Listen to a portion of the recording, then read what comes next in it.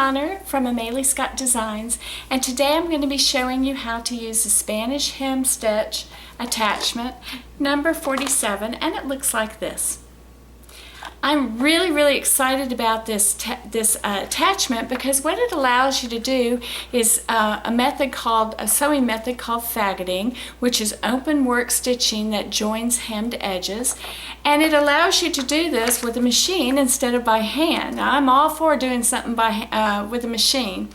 Here is a piece that I did quite a few years back called Pan Pipes. Actually, this is Pan Pipe's brother Guiro, and it hung in it was for sale in an art gallery. And you can see here that I used the faggoting to join these edges, these hemmed edges or bound edges of this piece, and it gave it this really unique look. Well, we're doing that today with our boo wall hanging. We're going to join the three pieces, the B, the O, and the other O, together with the Spanish Hemstitch Attachment. And what's so really neat and cool about this is the attachment helps you to hold these in place while you do the stitching. It's really difficult to keep it all lined up when you're stitching, especially when you're doing it by hand, but Bernina has made it really easy. So let's go over to the sewing machine and I will show you how to use the attachment. See you in a minute. I want to show you what comes in the box when you open up your Spanish hem stitch equipment. First of all, you get a fastening plate. You get your screwdriver and a screw to hold your fastening plate in place. And then you get 4 of these cord guides. 2 are 5.5 millimeters and 2 are 9 millimeters. And since I'm using a 9 millimeter machine today, I'm going to be talking about the 9 millimeter cord guides, but if you have a 5.5 millimeter machine, then you would use the 5.5 millimeter cord guides. I'm going to set these aside, and there are two guides because one has a narrow groove. I don't know if you can quite see this, but there's just this narrow little groove right up in here. It's maybe less than 1/8 of an inch, about that big. And then there is a wider groove, and there's a lot more space for the wide groove. Now, the narrow groove, that would be great when you are using fabric like a napkin, or your hemmings, you're doing your Spanish hem stitches on something that's about this thickness, heavy thick fabric, but it's not bound.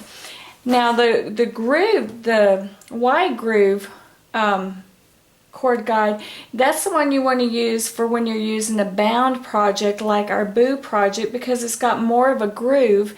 It's got a larger groove, so it's going to allow that heavy binding to slide through there. Now, it's real easy to put on. This is your plate. If you'll notice that I'm going to use a wide guide today because the boo project is bound. You will notice that there is a little prong that sticks out on the plastic over here, and that little prong is going to go into the bottom part of this oval cutout, and then when you slide it up, it's going to catch on to this piece of metal that juts out. So I'm going to put it on, I'm going to slide it up into place, and now you see how it just slid up very easily. Now, the prong, when I put it over onto my throat plate, needs to go into the hole on my throat plate. So that little prong needs to go into this hole right here. Just snap in there. There it is. You can hear it snap. And then you just simply screw the fastening plate in place.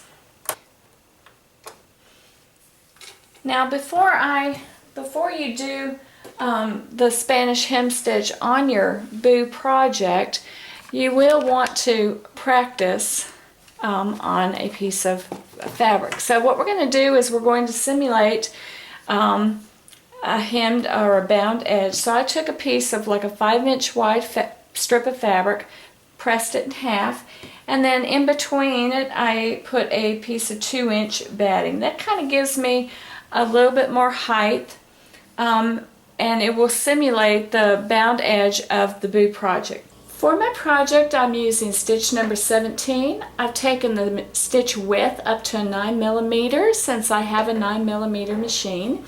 I've taken the stitch length up to a 1 to make the stitch look a little bit more airy.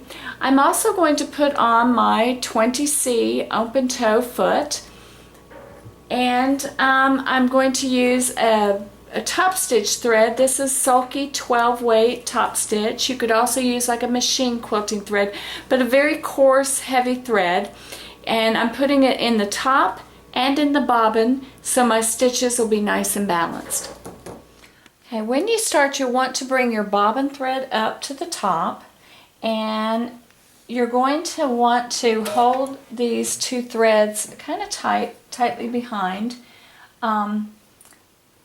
And then the stitch is just going to barely tack each side of the fabric together. It's going to be your job to watch that needle and make sure that the fabric gets tacked in there. You can kind of see it in the presser foot. And don't be surprised because the stitch goes left, middle, right, left, middle, right. So it will stitch in the middle. So don't be surprised by that. Well, it just works beautifully. This is so much easier than doing it by hand. And the thickness of the fabric just runs right through the groove in the guide. When you get to the end, you can do a couple things. You can, on one side of the fabric, when you know the needle is going to go into the fabric, you can press your knot and knot it. And then you'll want to just raise your presser foot and pull your fabric out. You don't really want to use your scissors on something this thick. It's a little bit too thick, I think, for the thread cutter. And then what you can do is you can tie a hand knot at both ends of the project. When you're comfortable doing that, doesn't that look nice? Isn't that really cool? When you're done doing, practicing, and you feel confident, you're just going to do the same thing with your boo runner. You're going to attach the B to the O without the buttonholes, and then you're going to attach the O to the other O with the buttonholes. And there you have it. Thank you for watching my video. I hope it was helpful.